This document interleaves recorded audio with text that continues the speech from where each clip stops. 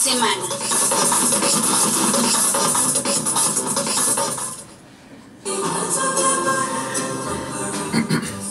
Efectivamente, como me recordé, ya me corroboraron aquí, Edna y compañía, que es Monsieur Jourdan. Efectivamente es el personaje ridículo de el burgués gentilhombre del siglo XVIII de Molière. Bien, continuando con la lectura de la semana, voto en contra del doctor José Ramón Cosío Díaz. El tercer capítulo, bueno, el primero ya se los había comentado hacía rato, de los indígenas. El segundo, el que comentábamos ayer, ¿sí?, acerca del principio pro persona, tratados internacionales, la Constitución, los convenios, etc. Y el tercer tema se titula Sí, bueno, mi derecho a la privacidad, geolocalización o Big Brother. ¿Sí? Los usuarios de teléfonos inteligentes y de redes sociales perdemos privacidad en la medida que avanza la tecnología. Los algoritmos utilizados por Twitter, por ejemplo, le permiten a esta empresa procesar información sobre los horarios en que nos conectamos a la red, los contenidos que más leemos, la publicidad que vemos y los comentarios que escribimos. Twitter tiene la capacidad de analizar nuestro perfil, edad, sexo, hábitos de lectura, gustos, preferencias, posturas políticas, etc. Y con esa información vender espacios publicitarios o propagandísticos con la certeza de llegar justo a las personas que a las empresas les interesa persuadir. Esto en el mejor de los casos. También puede ocurrir que los corporativos que controlan las redes sociales y que poseen la huella digital de millones de usuarios vendan esas bases de datos a firmas interesadas en propagar información, tanto auténtica como falsa, o en incidir en la opinión de los internautas. Así ocurrió en el caso Cambridge Analytica, que compró a Facebook datos de los usuarios con el fin de propagar información que buscaba alentar simpatías a favor de ciertos actores políticos, o arruinar la imagen de otros en procesos electorales de diversos países. La tecnología ayuda a los seres humanos a tener cada día más interacción con sus semejantes y estar mejor informados. De igual forma, estos progresos se convierten en herramientas útiles para las instituciones encargadas de investigar delitos y procurar justicia. Sin embargo, la parte más vulnerable en esta ola de innovaciones es la privacidad del usuario, pues los sistemas de geolocalización trazan un mapa de todos nuestros movimientos, nuestras rutinas y los lugares que frecuentamos. En 2012, fíjese, hace 7 años, 2012, ya estaban desarrollados estas redes, pero no tanto como actualmente. Imagínense cómo estamos ahora. En 2012, la Suprema Corte de Justicia de la Nación se enfrentó a un caso que puso sobre la mesa la posición tan frágil en que se encuentra la privacidad de las personas con el uso de dispositivos móviles. Si bien este tipo de tecnologías evolucionan día con día, conviene recordar aquel episodio en el que quedó de manifiesto el reto de conciliar los derechos humanos, concretamente el derecho a la privacidad, con la necesidad de contar con métodos más eficaces para combatir el delito.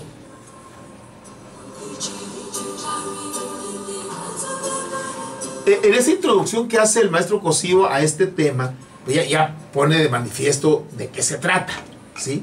O sea, es un tema acerca de la privacidad, ¿sí?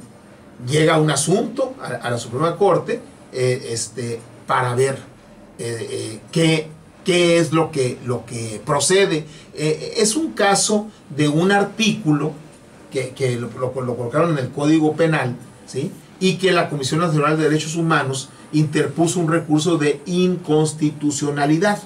Un recurso de inconstitucionalidad es aquel en donde se presume que una norma legal, que es una norma secundaria, contradice una norma constitucional. Entonces es un conflicto entre una ley y la Constitución. Ahí no hay mucho problema. Cuando ya se detecta esa contradicción, ¿quién pierde? La de menor jerarquía, que es la ley, ¿sí? Si el tribunal decide que es inconstitucional ese artículo de una ley, se elimina, porque prevalece la Constitución, ¿sí? No es el mismo caso que veíamos ayer, que son dos ordenamientos con la misma jerarquía, la Constitución y un tratado internacional, por ejemplo. Aquí el punto es ver, la instancia que se quejó fue la Comisión Nacional de Derechos Humanos, y dijo, ese artículo, ahorita vamos a ver cuál, ese artículo atenta contra los derechos humanos, atenta contra el derecho a la privacidad, ¿sí? Y ya un tribunal había fallado que no atentaba. Entonces la Suprema Corte lo toma en sus manos, analiza para ver si es cierto que atenta en contra de la privacidad.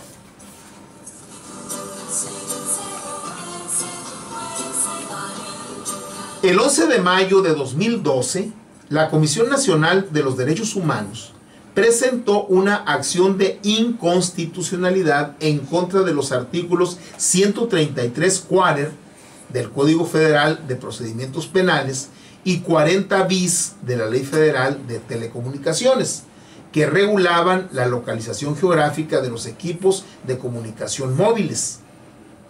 El artículo 133 quater, ya cuando el legislador reforma, no puede cambiar los números, no puede decir, que era 133, ahora va a ser 134, cuando agrega otro artículo. Entonces le pone, si hay un 133, al segundo le pone 133 bis. Y si hay un tercero, es tri. Y si hay un cuarto, le pone quater, ¿no? Por eso es el 133 quater.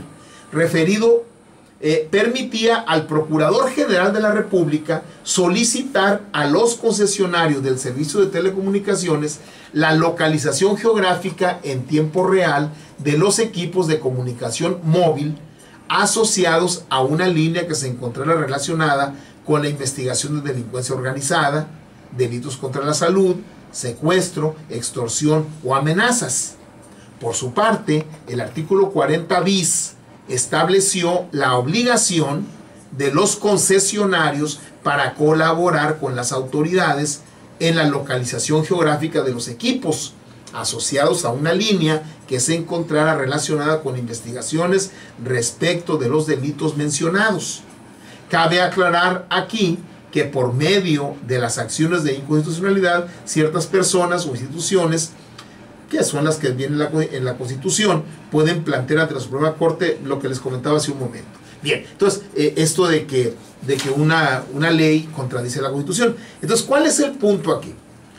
Este ordenamiento del Código de Procedimientos Penales le daba facultades al Ministerio Público, al procurador, en aquel tiempo era procurador, ahora es fiscal general, ¿sí? Le daba facultades para localizar, geolocalizar un aparato telefónico, ¿sí? Al procurador. Entonces, eso es lo que discuten, si eso es constitucional o no. La ministra ponente dice es constitucional, porque de lo que se trata es de localizar un aparato, no una persona. Aquí dice un aparato. Vamos a localizar un aparato. Además se trata de combatir el delito. Entonces, el ministro Cosío Díaz dice, no, es un atentado a la privacidad. Si hay una investigación en curso, la investigación la está haciendo el procurador, la procuraduría, los agentes del Ministerio Público que tienen policía para que investiguen, la están haciendo ellos. Entonces, ellos, dice, van a localizar el aparato, pero al localizar un aparato, en realidad localizas a una persona. Y entonces, el agente del Ministerio Público en su investigación está introduciéndose en la privacidad de una persona que se le está investigando por un delito, ¿sí?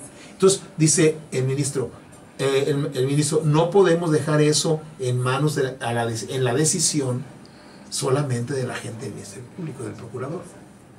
Lo que yo creo que debe de ocurrir es que el procurador le tiene que pedir autorización a un juez y tiene que convencer al juez, ¿sí?, de que está tan avanzada la investigación que la presunción ya de que existe un delito es muy alta, pero no queda a criterio del investigador, el procurador, sino que ese procurador tiene que fundar y motivar la petición al juez, que es algo similar a lo que ocurre cuando el Ministerio Público quiere intervenir una línea telefónica. El Ministerio Público no puede por sí mismo intervenir una línea telefónica, pero sí puede ir con un juez, obviamente de manera sigilosa, en secrecía, y decirle, mira, estoy investigando esto y necesito poner un aparato que intercepte las llamadas de esta persona. Esta es mi razón. Así lo fundo y así lo motivo. ¿Qué dices, juez? Y el juez lo permite o no lo permite. Entonces, en este caso, lo que decía la ley era que simplemente el procurador geolocalizaba el aparato y se introducía en la privacidad de una persona que estaba siendo investigada. Esa fue la litis. Pero, por lo pronto, tomamos nuestro separador, lo colocamos y vamos a escuchar otra hermosa canción, ya no tan triste, de Eric Clapton, que es Bad Love. Bueno, el amor malo, pues no es muy triste, pero es malo. Pero no deja de ser amor, pues. Si es amor, aunque sea malo. ¿O qué? Bad Love.